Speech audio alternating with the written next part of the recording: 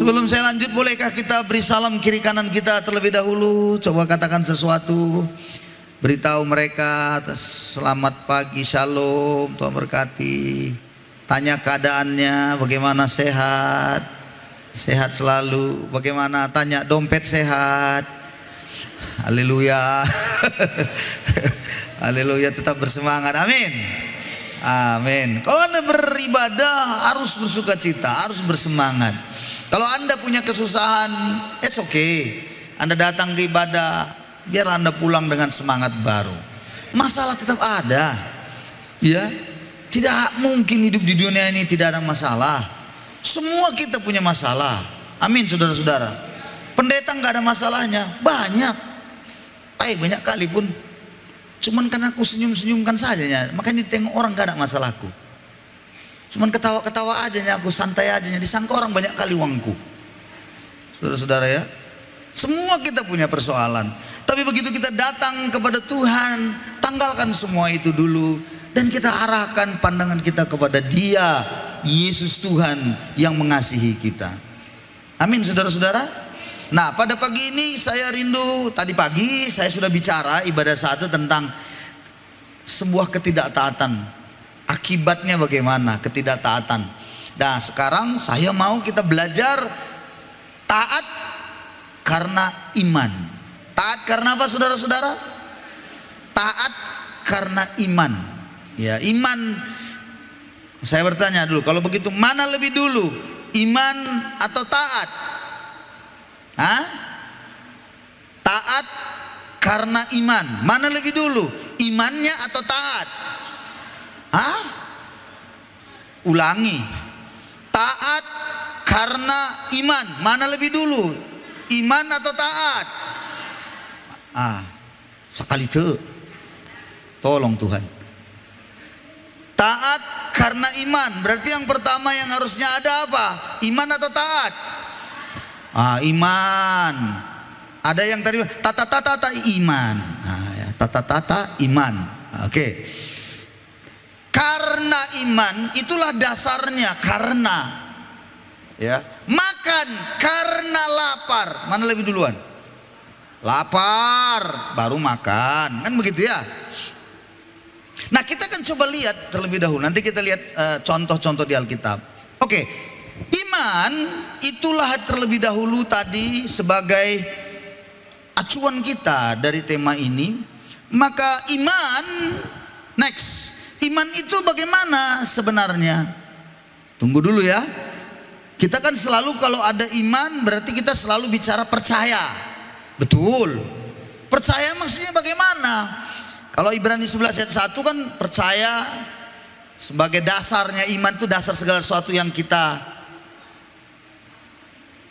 harapkan, bukti sesuatu yang belum kita lihat. Apanya itu? Saya cuman ambil satu kalimat penting saja.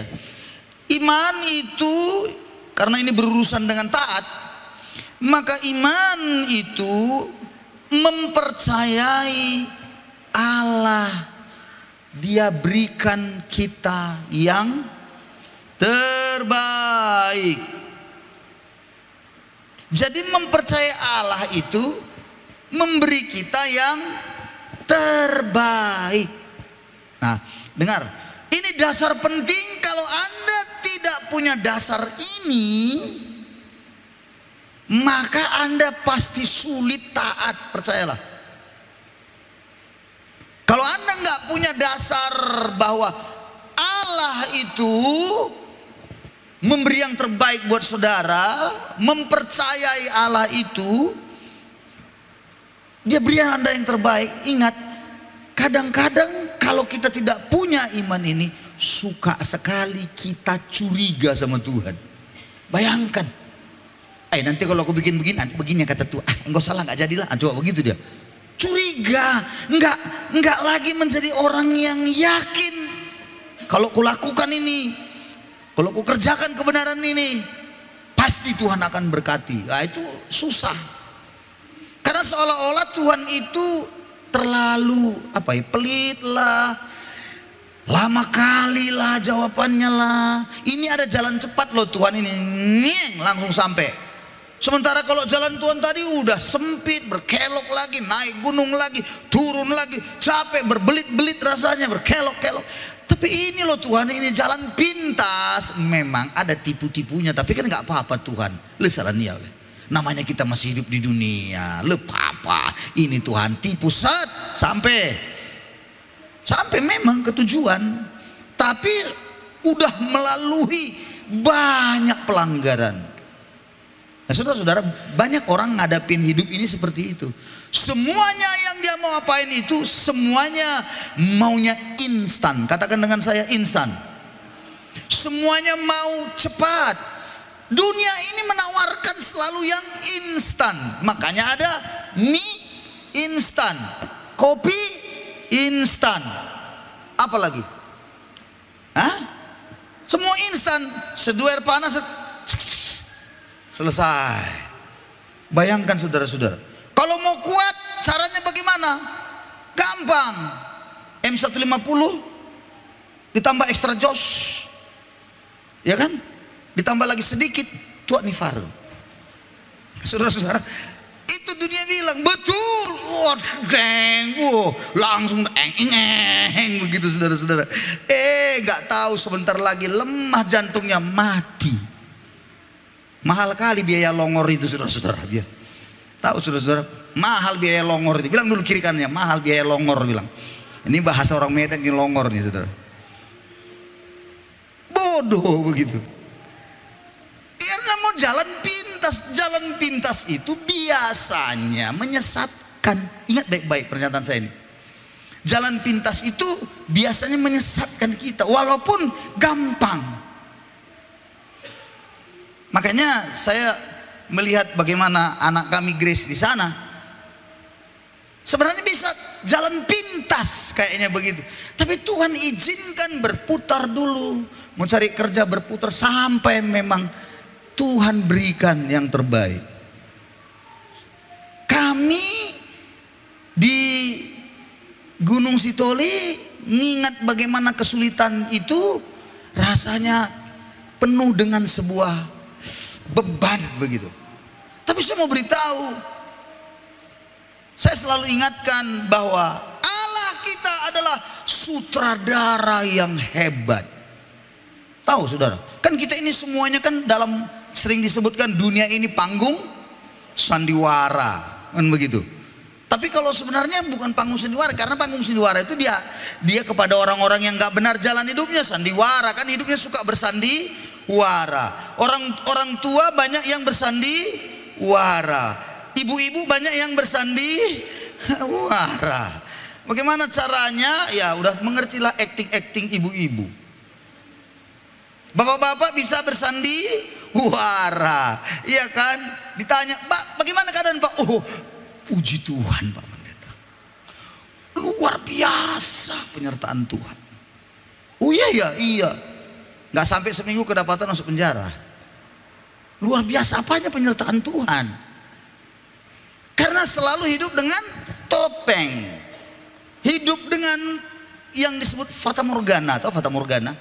Kalau di padang gurun fata morgana, kita lihat di sana, kayaknya di sana, kolam air banyak, kita ke sana. Enggak, itu fata morgananya, gambaran aja. Dari jauh aja kelihatannya begitu, udah dekat.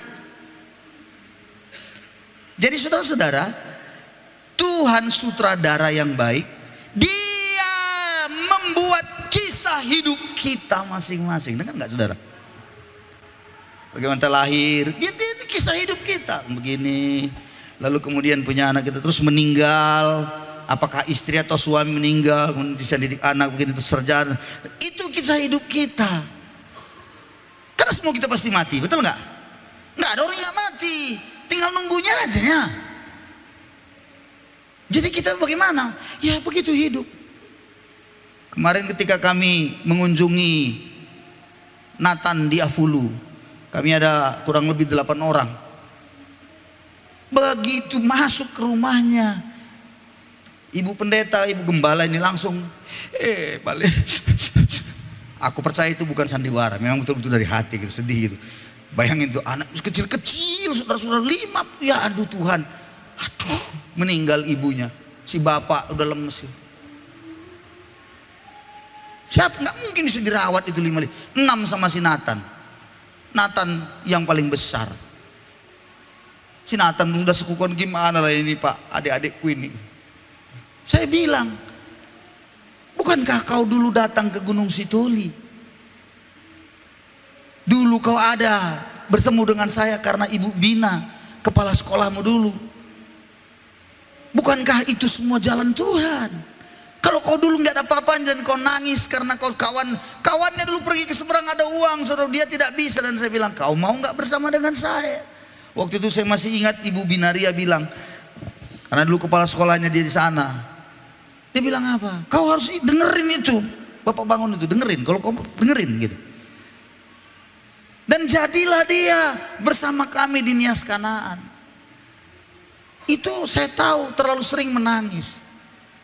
Cerita kemarin di jalan, Ina Depi cerita bagaimana udah jadikannya seperti anak, dan bagaimana susahnya masuk angin, muntah-muntah diurus. Tapi endingnya bagaimana? Hah?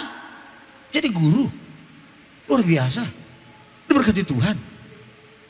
Saya bilang, kalau kau pun bisa Nathan, 5 adikmu ini pun bisa, nggak usah kau nangis, tenang aja kau. Yang penting jaga dirimu baik-baik. Ya kan? Tadi saya hampir saja ngomong, kemarin itu belum sempat saya bicara, enggak. Saya cuma mau bilang, kalau kau nanti dapat jodoh, carilah istri yang betul-betul mengasihi adik. Jangan cari istri gayo-gayo, itu enggak saya bilang. Mohon maaf, enggak nembak, cuma nyindir aja saudara-saudara. Karena ngurusinnya adik ini masih kecil-kecil. Ibu gembala langsung dari awal, balik, itu ada. Kalau saya nggak nangis, saya susah nangis. Cuman di rumahku renungkan juga, Tuhan gitu. Saudara-saudara, perhatikan baik-baik. Itulah kisah hidupnya dia. Bagaimana dengan Anda semua kisah hidup Anda? Halo? Kisah hidup Anda bagaimana? Kalau Anda tidak punya iman, percaya bahwa Allah memberikan Anda yang terbaik, Anda akan stres. Percayalah, pusing kepalamu nanti. Memang udah botak, makin habis semua. Dan saya beritahu, mungkin berkilau. Aku kasih tahu aja, stres kita, pusing. Kalau nggak percaya bahwa Allah memberi yang terbaik. Ada ibu-ibu nggak ke gereja-gereja, kenapa? Apa dibilangnya? Sama aja pun Tuhan itu. Itu kan curiga dia sama Tuhan, marah dia sama Tuhan. Itu kan udah mulai tak ada gunanya gereja, sama aja pun semuanya begini-begini, suami juga bertobat. Dia mulai ngamuk. Nah, bagaimana mau taat, saudara-saudara? Nggak percaya bahwa Allah itu mampu memberikan yang terbaik. Dengar, halo. Sebelum saya lanjutkan, siapa di sini yang masih ragu akan kasih Tuhan? Diberikan Tuhan dia yang terbaik. Diberikan Tuhan dia yang terbaik dalam hidupnya. Anda kalau masih ragu, dengarkan saya. Nggak usah bicara taat, karena pasti Anda tidak akan taat. Capek ngomong taat kalau Anda nggak punya keyakinan ini. Capek, jungkir balik pun kita. Tetap Anda akan bilang, iya Pak, ya, tapi, selalu tapi terus.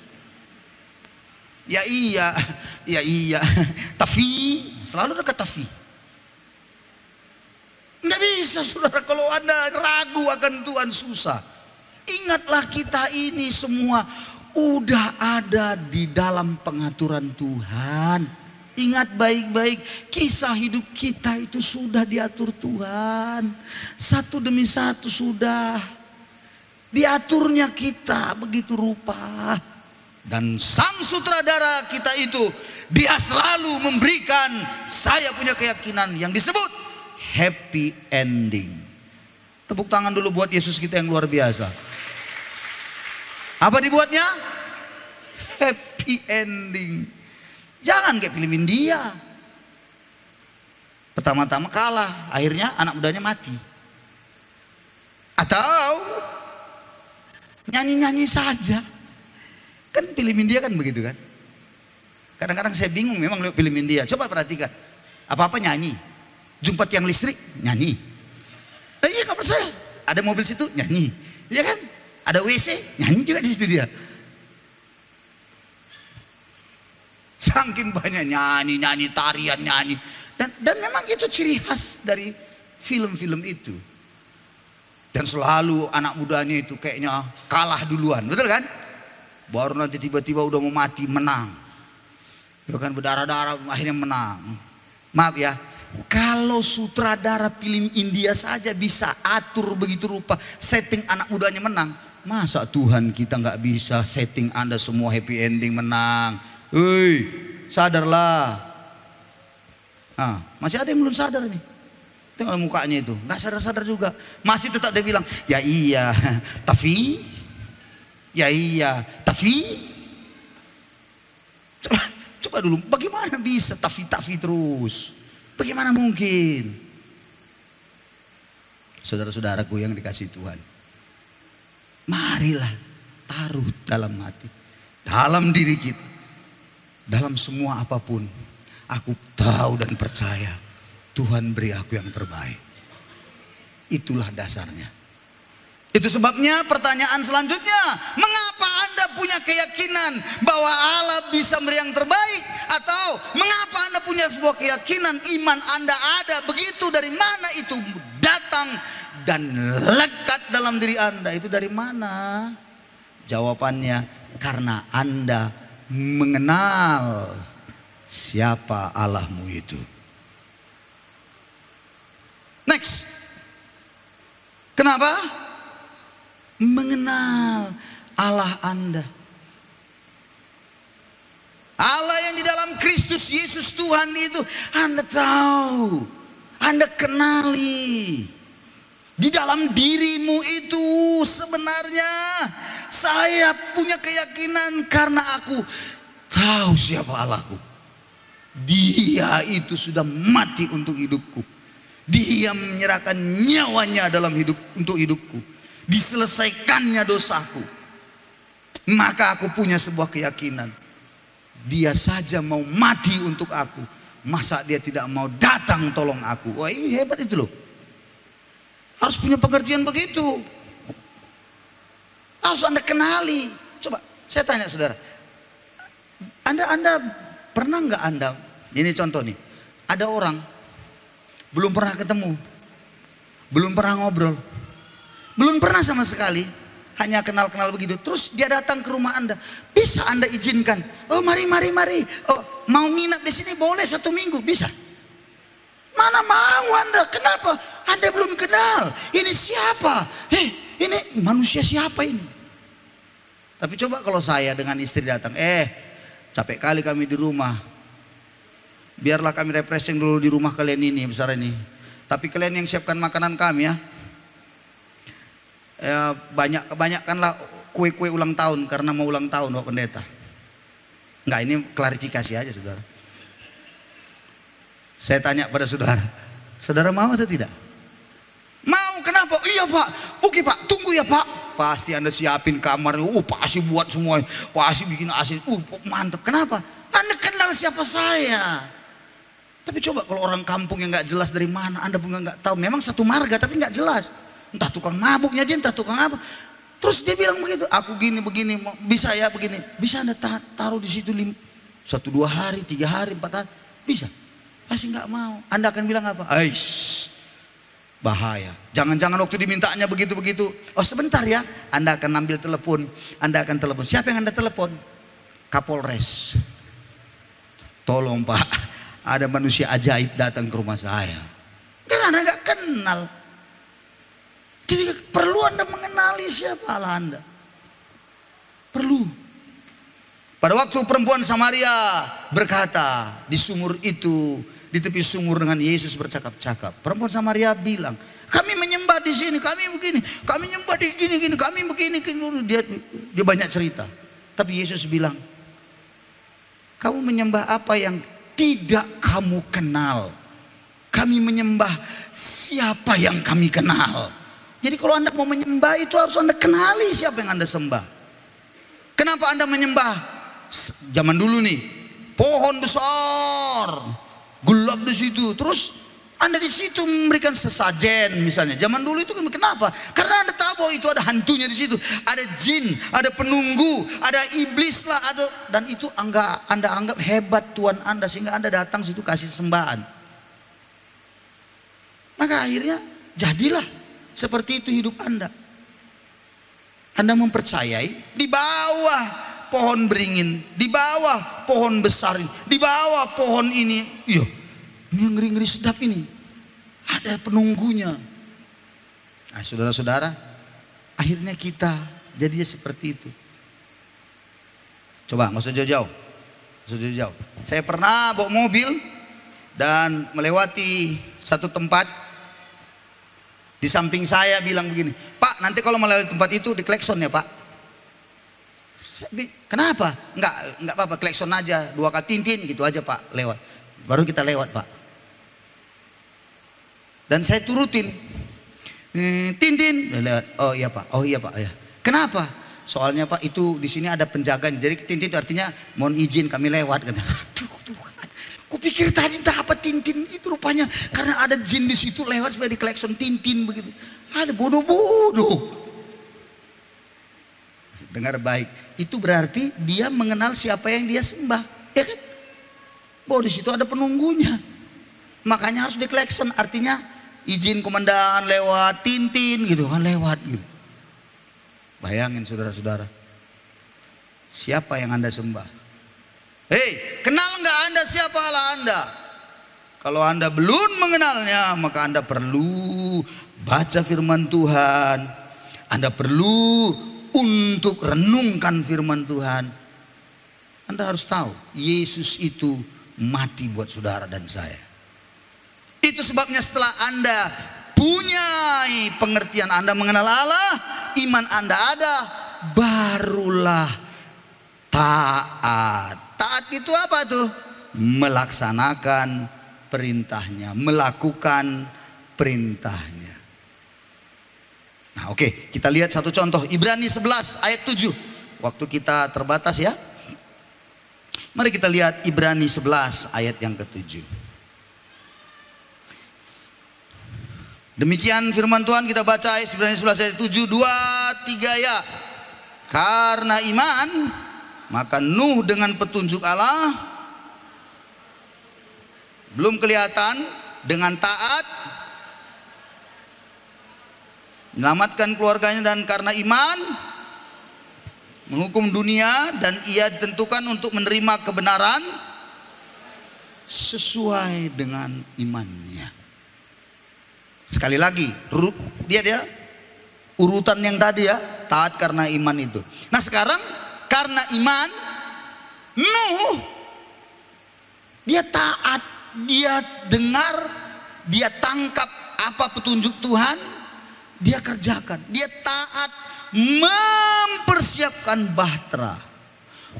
Bukan hanya untuk dirinya, ayatnya bilang untuk keluarganya dan menghukum dunia. Wih, luar biasa itu saudara-saudara. Jadi iman itu waktu dia diperintahkan sesuai dengan petunjuk Allah harus dilakukan, dia lakukan itu. Perhatikan saya baik-baik. Orang yang mentaati karena iman, mengerjakannya tidak akan penuh dengan kekhawatiran. Dengar, tidak akan bersungut-sungut, tidak akan marah-marah. Haleluya. Anda tahu berapa lama Nuh membuat bahtera itu? Anda tahu berapa? Hah?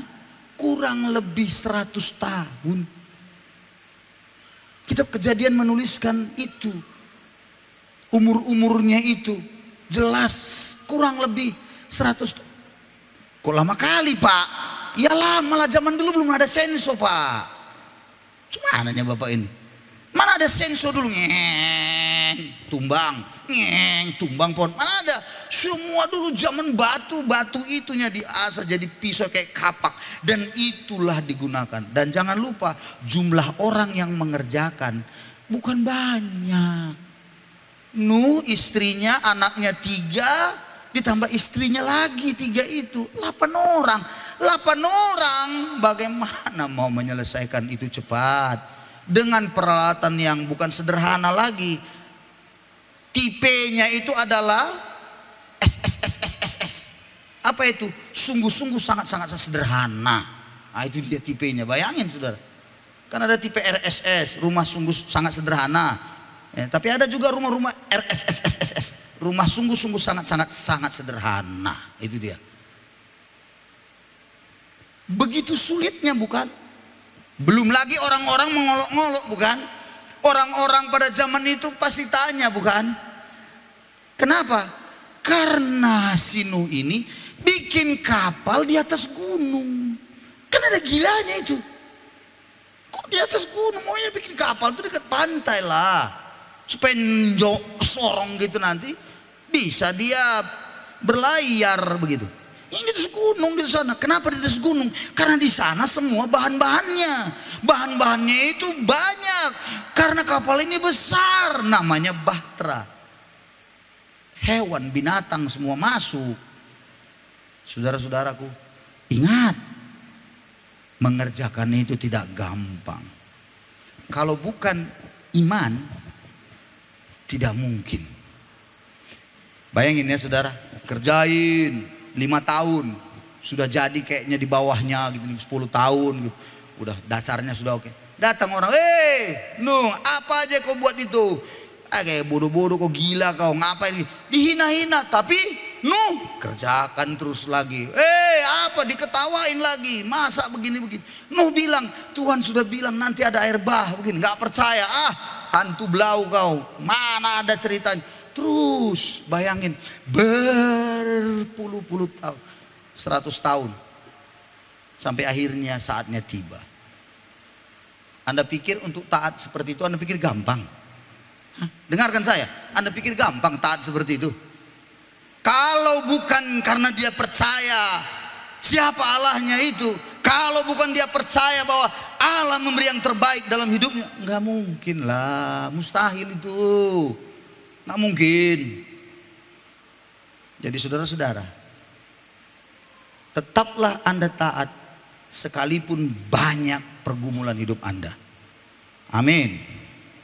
Selanjutnya ayat yang ke-8. Perhatikan lagi ayat yang ke-8. Mari kita lihat lagi. Karena iman, 2-3 ya.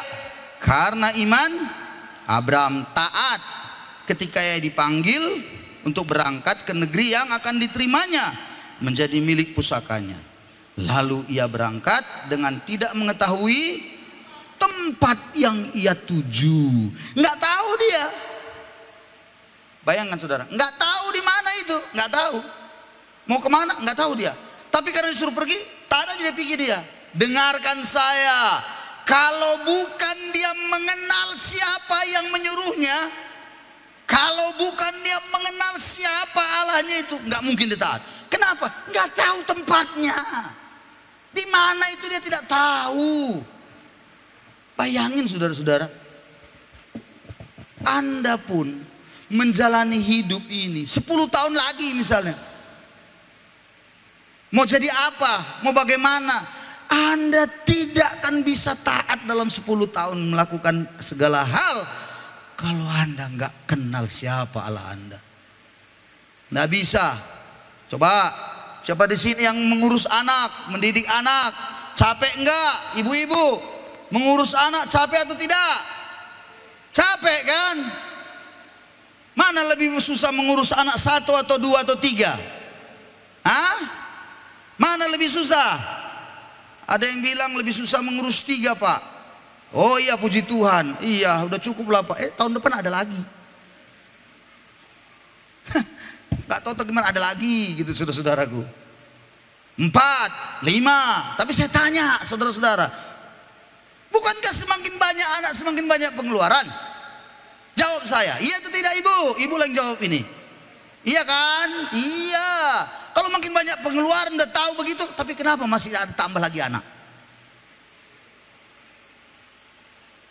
Jawabannya adalah, ya, ingat baik-baik ibu, kalau engkau tidak mengenal siapa Allahmu, nggak akan bisa kau yakin anakmu ini semua jadi orang. Mohon maaf, tanda kutip jadi orang. Bukan berarti sekarang bukan orang. Karena ada ibu-ibu waktu ditanya, berapa anak ibu? Puji Tuhan Pak Pendeta, anak kami 4. 2 sudah jadi orang. Yang 2 lagi? Setan. Itu bukan orang. Selidik-selidik rupanya apa? Oh, karena yang 2 sudah PNS. Baru menang P3K. Tahu P3K kan? Pertolongan pertama pada kecelakaan. Jadi yang 2 lagi yang belum orang. Aduh, tolong Tuhan.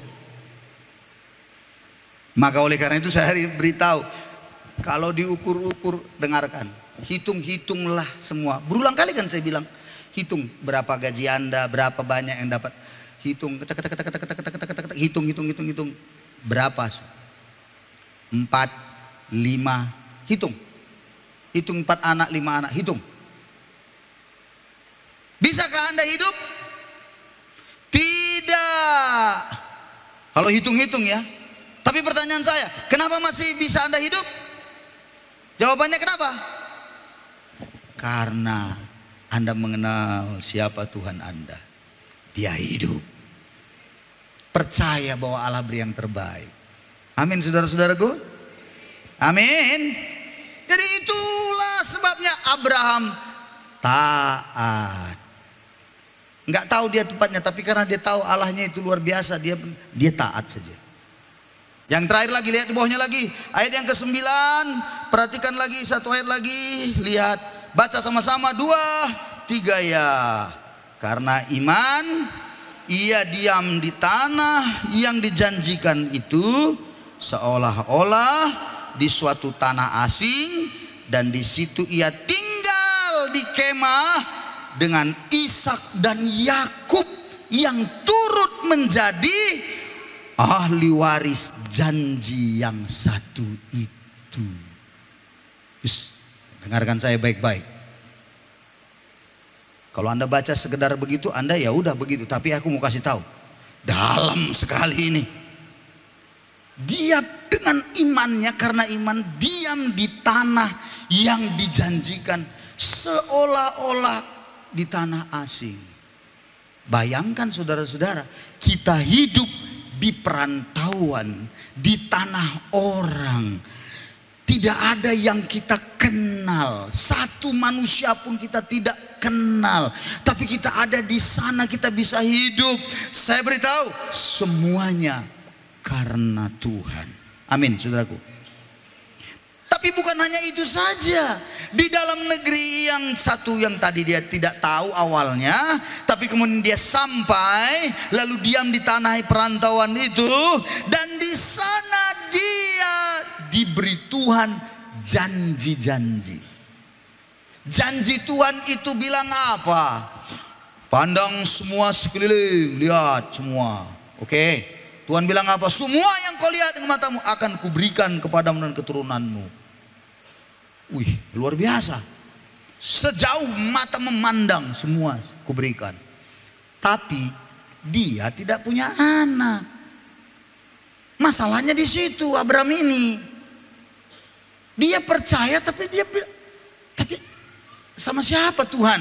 Warisan itu sama siapa? Karena ketiadaan anak itulah membuat dia sebenarnya bisa saja khawatir, takut, gentar. Tapi yang luar biasa, Tuhan itu baik. Dalam pengaturan Tuhan, akhirnya Abraham memperoleh Ishak. Walaupun dia sudah berlaku salah, Abraham ini, sekali lagi, tadi sudah saya bilang, setiap jalan pintas ada sesuatu yang pasti, kejelekannya, hal-hal yang sulit kita akan hadapi. Walaupun cepat. Apa cara cepatnya Abraham? Atas sarannya Sarah awalnya, bukan? Sarah ini punya budak. Zaman dulu boleh. Budak itu nikah dengan suami, nanti anaknya itu dianggap anak tuannya. Zaman dulu itu boleh. Makanya dulu kan ada jual beli budak zaman dulu. Nah ini Hagar nih, ini udah kawinlah. Ingat ya, Sarai bilang, kawinilah itu. Mungkin dari dia Abraham kita dapat anak. Aku ini sudah tua, ada acua, udah 80-an. Gimana ceritanya? Kau umurmu sudah 90. Bagaimana bisa ceritanya ini? Abraham, ingat ya saudara, dia pun berkata, eng ing eng, teneng teneng. Ini biasanya suara istri, suara Tuhan. Neng teneng teneng. Dari situ saya tahu nggak selamanya suara istri, suara Tuhan. Kadang-kadang suara Biku Soma juga bisa dari situ, saudara-saudara. Akhirnya apa? Disangka si Abraham ini suara Tuhan. Ya juga, ya betul juga. Pas, ada salah? Tidak ada salahnya. Boleh? Boleh. Masa itu boleh? Hukumnya sah. Akankah ada akibatnya kalau tidak sah hukumnya? Ya, kawinlah dia. Ingat, jalan pintas. Tidak menunggu waktunya Tuhan.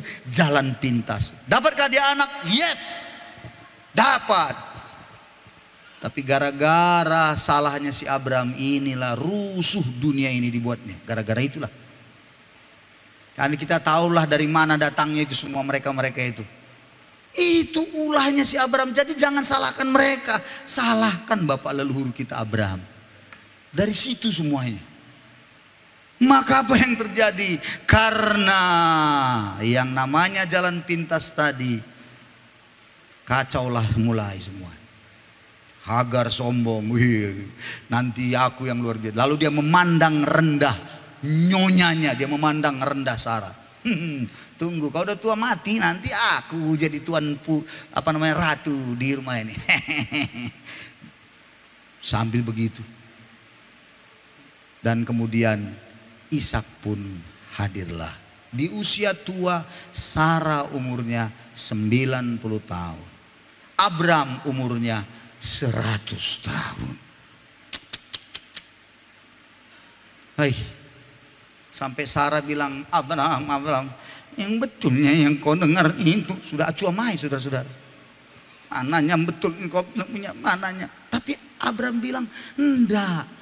Malaikat datang. Sebenarnya itu adalah Allah yang berwujud manusia. Bahasa kerennya bilang teofani. Teofani, Allah menjelma dia dalam rupa manusia, mendatangi Abraham. Dan di sanalah dia kasih janji, tahun depan kau akan dapat punya anak. Sarah dengar di dalam kemah, dia ketawa. Masa punya anak lagi hidup tua. Lalu malaikat itu bilang, kenapa kau tertawa Sarah? Enggak ah. Iya tadi kau tertawa mendengarnya. Enggak katanya. Dia sambil tersenyum. Tapi benar tahun depan dia punya anak. Maka diberilah nama anaknya Ishak. Ishak artinya saya tertawa. Tertawalah dia. Saudara-saudara, pada waktu Ishak lahir, dengarkan saya baik-baik. Menurut ayat ini, Abraham hidup 175 tahun baru mati. Umur 100 tahun dia mendapatkan Ishak. Dan kemudian Ishak pun besar. Lalu Hagar dan Ismail diusir oleh Abraham. Tidak boleh ada dalam rumah itu. Diusir pergi. Dikasih memang banyak harta, tapi tidak boleh. Janji warisan, janji itu hanya melalui Ishak. Suruh pergi. Ishak pun kemudian satu di dalam rumah, dalam kemah, dulu namanya kemah ya, dengan Abraham. Dan pada usia 40 tahun Ishak pun menikah dengan Ribka. Ingat ya, umur Abraham berapa tadi? 175 baru mati. Umur 100 Ishak lahir. Umur 40 Ishak, umur 40 berarti umur Abraham 140. Abraham masih hidup. Ishak kemudian menikah umur 40, lalu mendapatkan anak, lahir Esau dan Yakub di umurnya yang 60. Berarti waktu Esau dan Yakub lahir, Abraham masih hidup. Itu maksud ayat itu. Jadi 15 tahun Abraham masih melihat cucu-cucunya. Dan pada akhirnya jatuhlah warisan kepada Yakub. Kenapa Yakub? Jawaban yang penting, ingat baik-baik. Ini penting, kisah yang Anda mungkin bacanya biasa saja. Yakub punya perangai suka di kemah. Esau suka keluar berburu. Dan jangan lupa di dalam kemah ada kakek tua. Kakek tua udah nggak bisa mungkin apa-apa. Dan saya beritahu, biasanya seorang kakek pasti sangat senang dengan cucunya. Benar apa tidak? Jawab yang sudah kakek-kakek ini, iya kan? Mana lebih sayang, cucu atau anak? Cucu kan? Iya. Padahal dia nggak tahu cucunya itu dapat dari mana. Hasil dari mana? Anak. Mana peduli dia itu. Pokoknya cucunya dibela-belanya itu.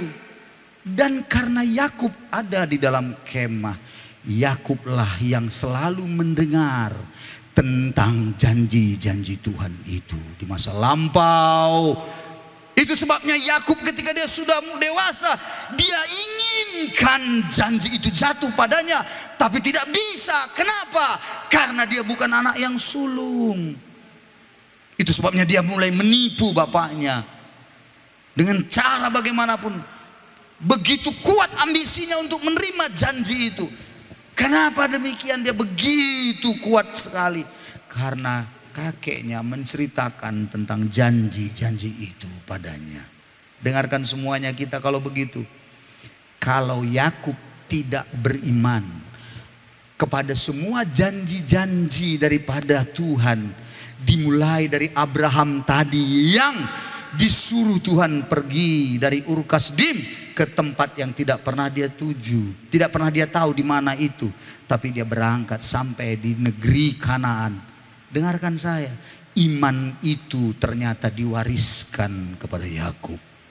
Itu sebabnya, dengar kakek-kakek semua orang tua, yang nenek-nenek juga termasuk di sini, ceritakanlah, wariskanlah warisan iman itu sama cucumu.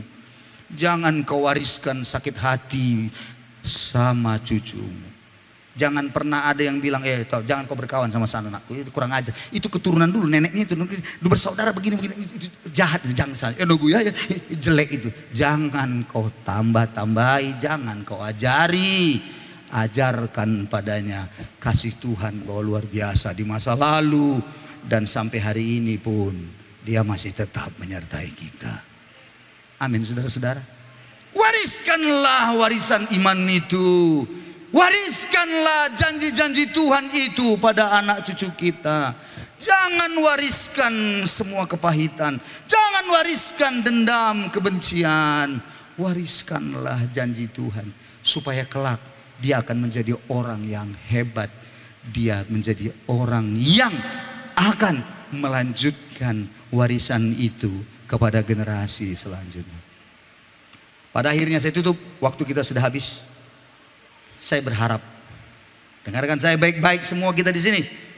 Apa yang Anda wariskan hari ini kepada isi rumahmu? Bapak, apa yang kau wariskan dengan anakmu hari ini? Apa? Ada yang bilang, ada Pak, apa?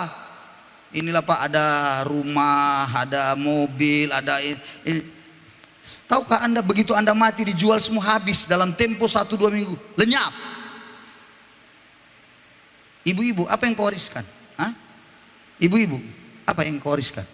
Inilah Pak, apa? Ini ada sanggulku 3 meter ini nanti ke anak perempuan. Apa lagi? Ini lagi, ini yang 3 kilo ini. Yang sebelah sini 3 kilo, yang sini 3 ons. Jadi gini. Inilah mau kuwariskan Pak. Halo. Dengarkan ibu. Ibu, dengarkan saya. Kalau ibu meninggal, sama siapa lah mas itu? Hah? Sama siapa? Halo, sama siapa? Ada yang bilang, iya sama anakku. Salah Pak, salah Bu. Itu akan diwariskan sama apa? Istri yang baru. Apa maksudnya Pak? Maksudnya ku ingatkan, lebih bagus kau berilah itu ke rumah Tuhan daripada dipakai istri yang lain. Kau dapat pahala, itu maksudnya. Soalnya ini lagi panitia, ini sedang mencari dana ini saudara-saudara. Iya kan? Ingatlah baik-baik. Kumpulkan harta di surga kata Alkitab. Betul saudara-saudara? Warisannya di sono. Nah kalau di dunia ini wariskanlah apa? Bukan harta, bukan banyaknya benda-benda berharga. Wariskanlah warisan iman itu. Itu sebabnya Paulus berkata kepada Timotius, anakku, sudah kulihat iman itu ada dalam nenekmu juga. Juga ibumu Ionike, nenekmu Lois. Sekarang kulihat iman itu ada tumbuh di dalam dirimu. Diwariskan itu. Saudara-saudaraku, pulang dari sini, renungkan baik-baik kebenaran ini. Amin. Amin ya. Taatlah Anda karena iman. Dan wariskanlah iman itu kepada seisi rumah Anda, kepada generasi Anda. Tepuk tangan untuk Yesus kita. Haleluya. Sekali lagi kita beri tepuk tangan yang luar biasa lagi. Amin. Amin. Bapak-bapak, Ibu.